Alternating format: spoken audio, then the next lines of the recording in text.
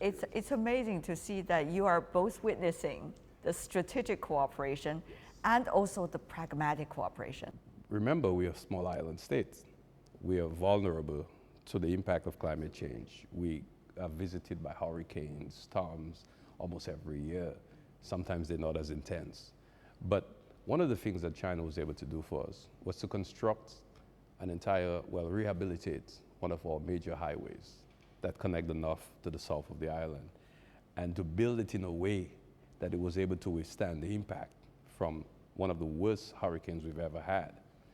Unfortunately, in a few areas, some bridges were destroyed. And thank God, a few months later, the Chinese construction companies was on the ground rebuilding those bridges, and now I'm sure they can withstand even worse hurricanes, which I hope, pray to God, we don't have.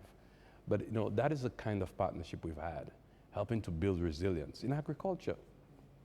I'm so excited because the Chinese agricultural mission in Dominica are building a new science lab, new facility for us, where we can actually utilize science and technology for research and for ensuring that we have crops that can withstand the impact of climate change, give better yield, better quality, better taste. How to see the potential of South-South cooperation from your perspective?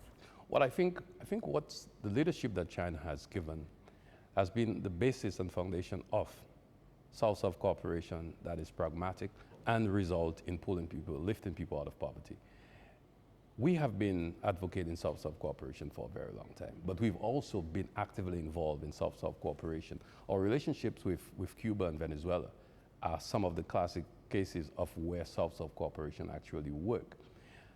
China is now leading the way with, of course, the Belt and Road Initiative as one of the big ones. Other areas that China has given leadership to the Global South. And clearly what is now, in my mind, unfolding, in spite of the skepticism, is that we are now looking, the South that is, we're looking at China's development model, and we're asking ourselves, how can we replicate that? How can we learn from that experience? Because let's face it, 40 years ago, even 20 years ago, the first time I came to China was about 23 years ago. And it's a different China today.